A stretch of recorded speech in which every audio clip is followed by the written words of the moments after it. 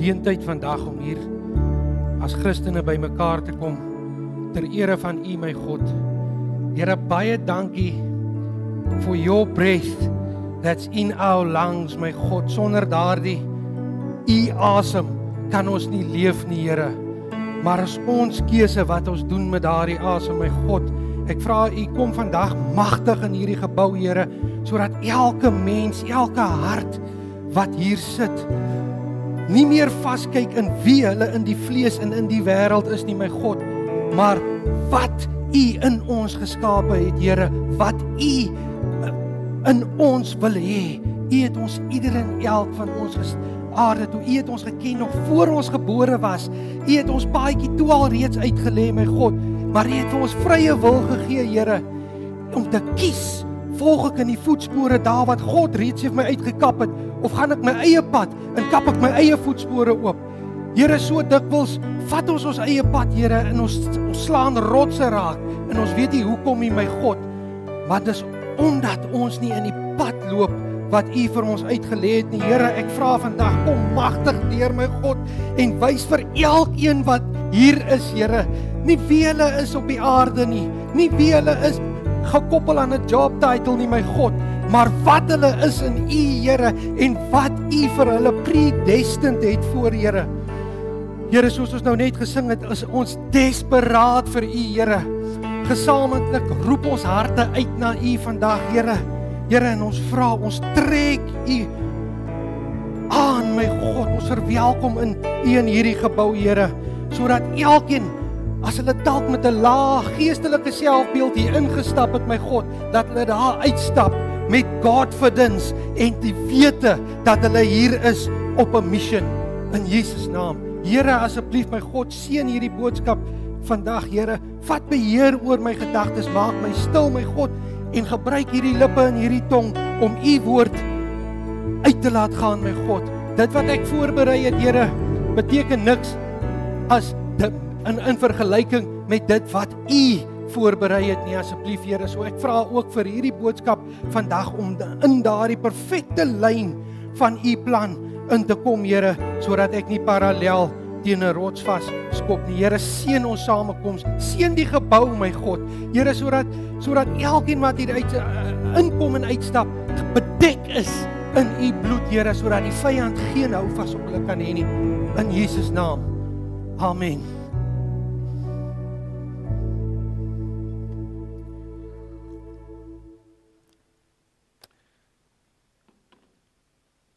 Vandag is ons nou nie Openbaring nie, ons vat so 'n bietjie van 'n breek van Openbaring af, maar julle kry 'n dubbele dosis hierdie week. Ek het Openbaring 13 wat ons laas halfpad gestop het, het ek reeds opgeneem, so hy sal seker saam met dieselfde tyd met vandag se video op die YouTube blad.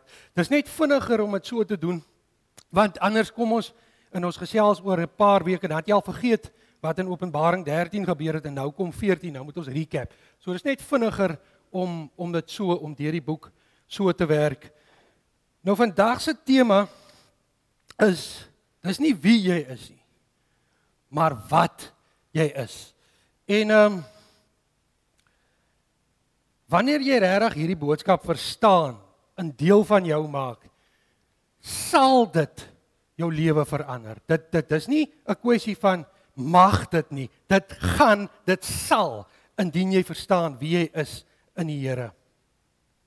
So dikwels loop ons Christene rond met 'n lae geestelike selfbeeld. Jy weet, jy dink altyd dis dieselfde ouens wat indien daar mense is wat vra vir voorbidding, dieselfde ouens wat vir hulle kom hande op lê. En jy dink, ja, miskien dit moet daai ouens wees. Hulle is beter in die oë van die Here as wat ek is. Dit kan nie ek wees nie. Miskien het jy Vrydag na werk by die huis gekom met 'n breinsakkie onder die blad, en na mate daai inhoud klaar is, toe was daar huismoles. Jy weet, en so kom herinner die vyand jou aan die foute wat jy maak. So jy sit hier en jy dink, I am not worthy. Ek kan nie vir iemand bid nie. Ek kan nie, wanneer ek sien, ons ry eendag net so per 'n voorbeeld, ons ry eendag, kan nie presies onthou waar nie. En ek sê vir Janine, daar's 'n veldbrand. En ek sê vir Janine, iemand moet bel hier vir die. Iemand sal dit moet rapporteer. En ons ry seker nog so 20 meter aan en ek dink, that somebody is you. So wanneer jy die nood sien in 'n medegelowige, wanneer jy sien die ou trek swaar, you have got the authority as 'n kind van God en in die koninkryk van God om daarna toe te stap en vir hom te bid. Hoe meer jy dit doen, hoe meer you are born to be a blessing, verander. So ons moet van daardie lae selfbeeld ontslaa raak en ek hoop vandag teen die tyd wat ons daar uitstap, stap elkeen met 'n nuwe huppel in sy stag, met confidence die lewe in, want ons is hier op 'n mission wat God die Vader van ons gegee het. So ja, miskien dink jy ek is nou nie so fancy soos die ou nie. Ek gee nie soveel geld vir die kerk soos daai ou nie. So my gebed gaan nou nie soos daai ou se gebed werk nie. Om ek sê jou vandag, die asem wat in my blaas, in jou blaas, is dieselfde asem. Dis die asem van God. En solank daai asem in jou blaas, het jy 'n missie om te voltooi hier op die aarde. Ons sal vandag sien wat daai missie is. So ja, waar ons wil kom, is, ek wil kom, wanneer ek myself voorstel, wil ek nie sê, Dudley Carson's joernalis nie. Dis wie ek is, in hierdie wêreld. Dis Dudley Carson's prediker van die woord van God, wat ek is in die koninkryk. En dis daai shift, wanneer jy daai shift maak, sal jou hele lewe from bad to good draai. Dis ook 'n shift in jou lewe, indien jy weet wat jy is. So ons, kyk, daar's baie voorbeelde in die Bybel van ouens wat 'n lae selfbeeld gehad het, en gesê het, ek kan nie die job doen nie, die job is way te groot vir my. Ek dink een van die, seker die grootste voorbeeld daarvan is Moses. Kan jy gou vir my Eksodus 3 vers 11 opsit asseblief, Gerard? Wat ook vir my interessant is in hierdie stukkie, en eers toe ek voorberei, het ek het reeds die tema vir pastoor gestuur. Eers toe ek voorberei, toe lees ek hierdie stukkie raak. Hy was reeds in die ding, maar nou sê Moses, die Here het vir Moses gesê, hy moet vir Farao gaan sê, Israeliete moet nou hier uit Egipte uit. En nou sê Moses vir die Here, wie is ek, dat ek by die Farao sou waag en dat ek die Israeliete uit Egipte sou bevry? Moses het 'n lae geestelike selfbeeld gehad. En God antwoord toe vir Moses in Eksodus 3 vers 14.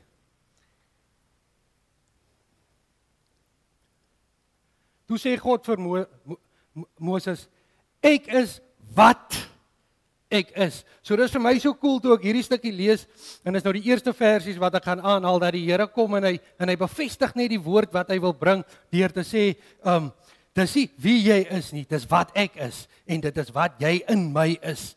En die Here sê vir Moses,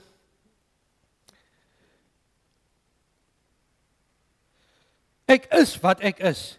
Jy moet vir die Israeliete sê, ek is, het my na julle toe gestuur. Nou, hierdie ouens, se lae selfbeeld het gekom, die voorbeelde wat ek nou gaan noem, se lae selfbeeld het gekom oor hoe hulle in die fisies was. So Moses het gesukkel om te praat. Ons lees in Eksodus 4 vers 10. Hy probeer nou keer, want die Here het nou vir hom gesê, hy moet die Israeliete, die klomp Israeliete hier uit Egipte, wat nou die stranglehout op hulle gehad het, en Moses sê vir die Here, ag Here, ek kan nie goed praat nie, ek kon nie vroeër nie, en ek kan ook nie nou nie, hier waar ek met u met my praat nie. Ek praat swaar, en my tong sukkel. Hoeveel keer, wanneer die Here vir jou sê, daar is 'n Christen maatjie wat voorgebid moet word, Here, ek kan nie, ek het nou alweer dit en dit en dit gedoen. vandag is die dag wat jy ophou kyk in daardie denkbeeldige spieël, want daai spieël lieg vir jou. Dit is hoe die vyand vir jou wil weerhou om in die koninkryk van God te tree, deur die heeltyd vir jou te herinner, nee my broer, you're not good enough. En jy glo dit. Mag dit vandag hier stop en mag jy vandag weet wat jy is in die koninkryk. Daarna sê die Here vir hom in vers 11, wie het aan die mense 'n mond gegee? Wie maak stom of doof of siende of blind? Is dit nie ek, die Here nie? Die Here sê daar vir Moses, glo jy dan nie maar vir my nie? Glo jy nie wat ek, en ek wil dit vir julle vra, glo jy nie wat die Here vir Dudley sê oor hom nie? Wat die Here vir jou sê oor jou nie? Ga jy toelaat dat dit wat die mense van jou sê of dink vir jou uit die koninkryk, en ons gaan nou sien hoe kragtig die koninkryk is.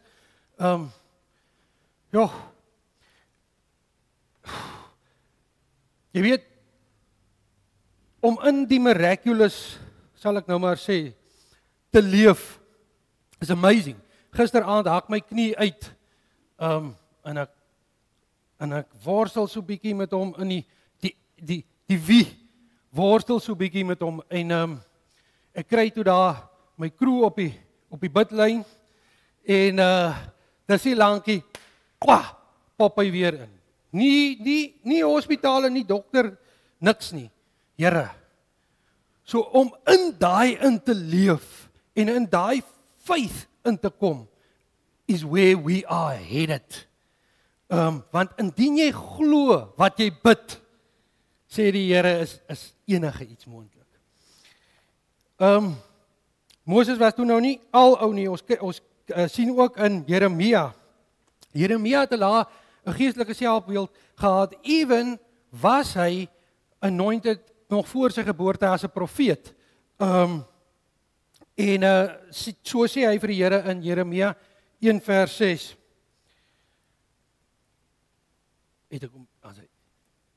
Ag Here my God, ek kan nie goed praat nie, ek is nog te jonk. Dink jy partykeer jy's te jonk om vir hierdie ouer garde advies te gee of om te bid vir daardie persoon? Dink jy partykeer jy's te jonk in Christendom om vir 'n giant of the faith te bid? Kom ek sê jou nou, jy gaan nooit 'n giant raak as jy nie daai eerste stap vat en begin bid en aktiveer dit wat God binne in jou gesit het nie. Dan sou ook 'n voorbeeld van die Romeinse soldaat. Hy het homself ook nie waardig geag om vir Jesus te vra om sy dienskneg gesond te maak. Die Here het dit vir hom gedoen. Dawid is ook nog 'n voorbeeld van 'n ou met 'n lae selfbeeld. Hy was laaste van sy broers, maar tog was hy the chosen one. Maar die een waar ek vandag wil stil staan is Johannes die Doper. Johannes die Doper is my baie interessante karakter. Johannes die Doper was 'n outcast. Jy weet, Johannes die Doper het in die woestyn gebly. Hy het springkane en heuning geëet. Hy het kameelhare klere gedra. Die ou het woes gelyk. Jy kan nou jouself daai prentjie skep. Jy weet, 'n hippie sonder hat, die ander dinge wat die hippies doen, tipe vibe. En ek wonder by myself partykeer, is daar geestelike hoogmoed? Soos wanneer 'n ou soos Moses nou hier uit die woestyn uitkom, hy lyk rof. Miskien het hy nou ver gestap, sand, sweet. Is nie lekker. Gaan jy hom toelaat om hande op jou te sit of kyk jy na wie daai persoon is? Kyk jy hoe lyk daai persoon? Kyk jy wat se klere het daai persoon aan? Johannes het gekom en die eerste ding wat ek by Johannes geleer het is, do you, the rest is already taken. Die Here het vir jou spesifiek, dalk nie om die hele wêreld aan die brand te preek nie, maar daar kom 'n dag wat jy iemand moet bedien. Die Here het jou gepredestined vir dit, maar just do it your way. Be you. There's no other you. In Johannes het dit vir ons, Johannes het geweet, dit gaan nie oor wie hy is nie. Hy het geweet, dit gaan oor wat hy is. En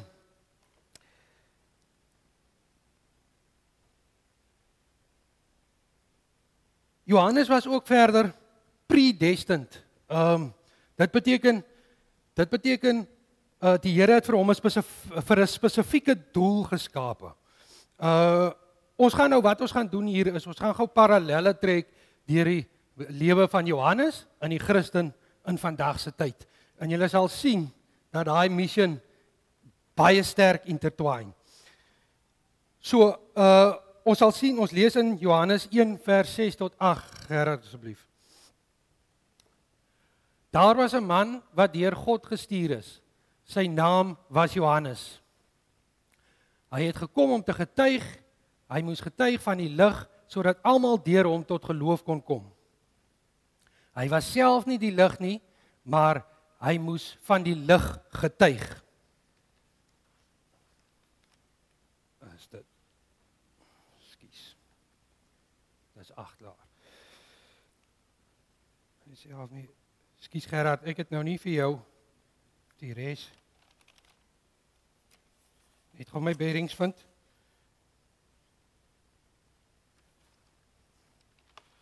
As hy het gekom, en dan in vers 12, ek het hom nou nie vir jou gegee nie Gerard, sorry, dit is hoekom ek nou so bietjie geskit was. Maar aan almal wat hom aangeneem het, hom is hier met 'n hoofletter, dit is Jesus Christus. Wat aangeneem het, die wat in hom glo, het hy die reg gegee om kinders van God te word. Hulle is dit nie van nature nie deur die drang of van 'n mens of die besluit van 'n man nie, maar hulle is uit God gebore. Vir die wat nie weet, Johannes is roughly in dieselfde tyd as Jesus gebore. Sy ma was dieselfde tyd swanger as wat moeder Maria was. En Lukas 1 vers 13 tot 15 het ek hom vir jou gegee. Dankie. Staan geskryf, want hy, dis nou Johannes, sal groot wees in die oë van die Here. Wyn en bier sal hy glad nie drink nie, en reeds van sy geboorte af sal hy met die Heilige Gees vervul wees. Hy sal baie uit die volk Israel laat terugkeer tot die Here hulle God, en hy sal voor die Here uitgaan in dieselfde gees en krag as Elia, om vaders en kinders met mekaar te versoen, om ongehoorsaames op die regte pad terug te bring, en om so vir die toekoms van die Here 'n volk voor te berei. Nou net soos Johannes sal ons nou ook sien dat ons ook predestined is om basies dieselfde ding te doen. Johannes het die weg geruim vir Jesus om die eerste keer te kom. Jesus kom weer en dit is waar ons inkom. Ons moet soos Johannes uitgaan en die woord daar buite kry sodat daardie army van die Here kan groei. Dit is ons mission. Ons sal sien, ons lees gou in Efesiërs 1 vers 4. Dis nou wanneer daar gepraat word van ons.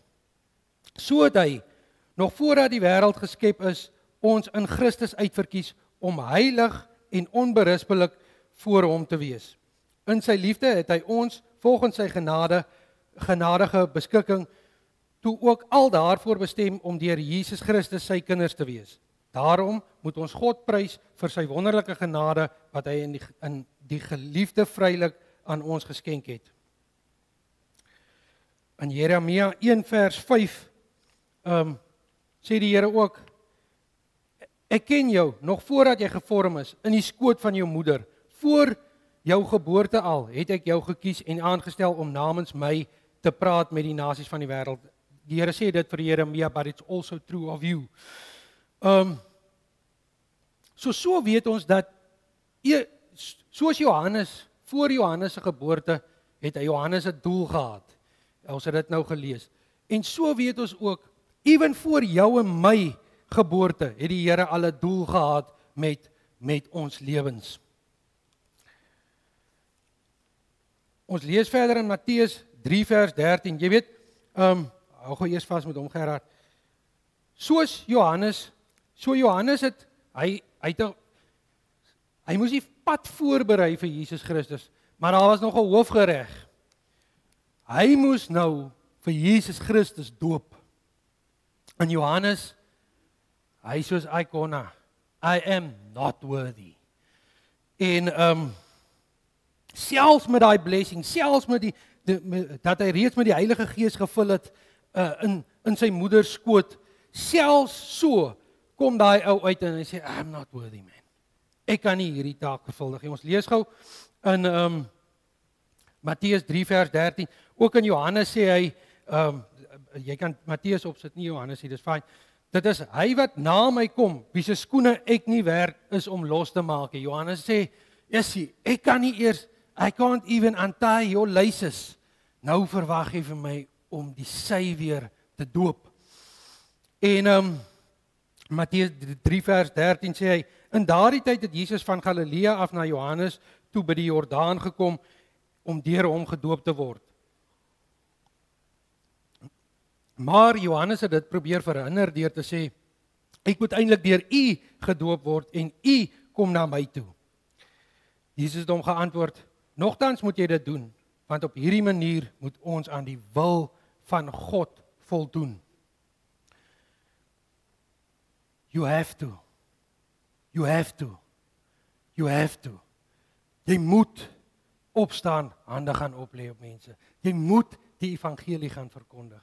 Jy moet, anders blok jy die koninkryk van God. Jy moet vir jou maatjie langs jou hande oplê, anders blok jy dalk sy blessing. Want die Here het dit in jou geplaas. You better believe it.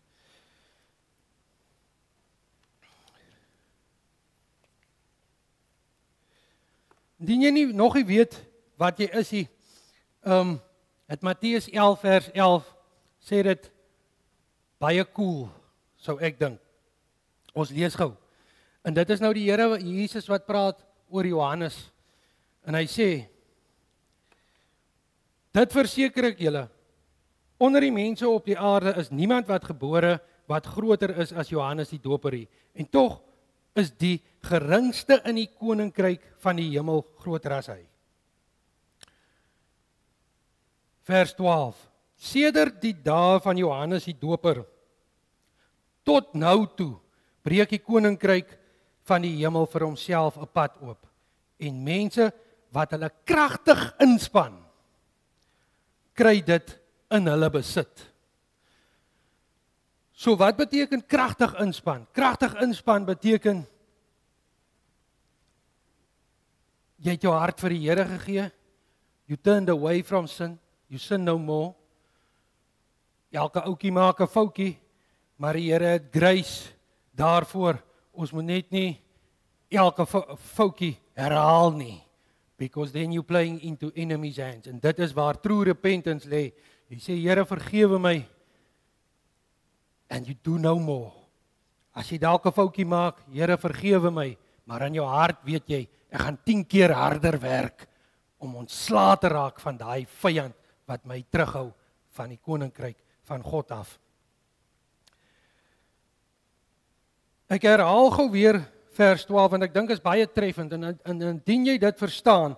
Johannes die Doper, die Here sê hier, daar was nie 'n ou so groot soos hy nie. Nog op die aarde nie. Adam, Moses, Jeremia, Elia, you name it. No one close to Johannes die Doper. En tog sal die geringste, die kleinste ene wat hom inspann, kragtig inspann en die koninkryk van die Here in besit het, groter wees as Johannes die Doper. Dis wat Matteus 11 vir jou sê. So wat is ons mission? Ons het nou gesien wat Johannes se mission was. Hy moes die pad voorberei het vir die koms van die Here. En toe kry hy hierdie ekstra hoofgereg waarvoor hy 'n bietjie geskrik het, maar hy het dit uitgevoer. So indien jy nie seker is wat ons mission is nie, wil ek hê ons moet lees saam in Matteus 28 vers 18 tot 20.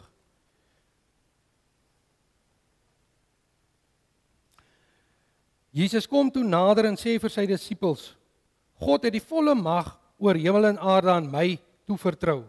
Gaan dan, maak al die nasies my disippels en doop hulle in die naam van die Vader en die Seun en die Heilige Gees. Leer hulle om alles te gehoorsaam wat ek aan julle opgedra het. So hier moet ons, ek wil net gou voor die laaste sin lees, net pause daar.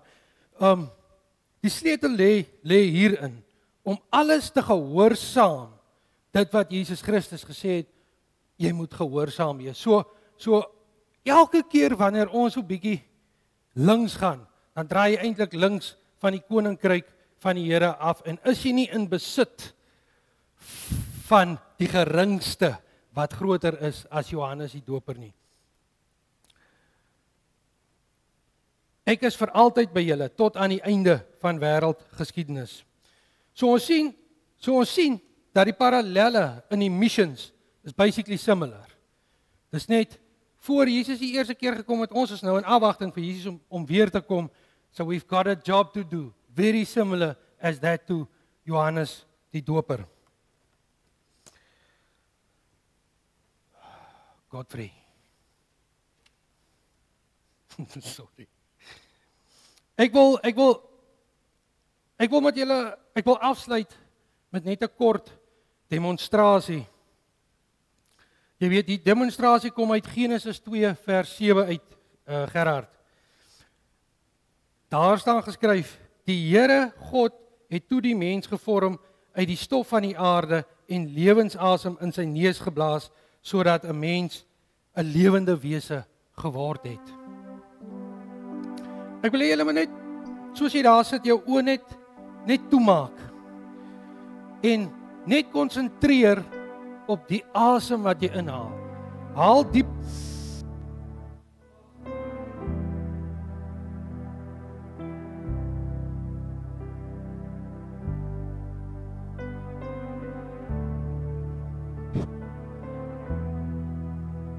Elke keer wanneer jy asemhaal, wil ek hê jy moet besef dat dit is 'n gawe van God. As jy inasem, asem jy die breath of life which God gave to stof en klei. Asem jy God se asem in. Dit is voorwaar 'n gift.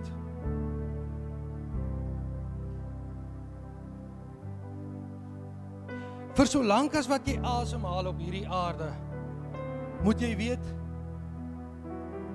dis grace. Dis grace. Elkeen wat hier sit, lewe in grace.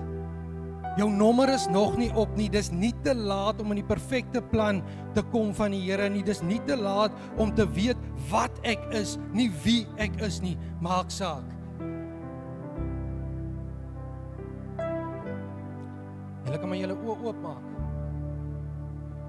Nou soos God in die mense neusgat asem gehaal het, wil ek gou hierdie ballon opblaas.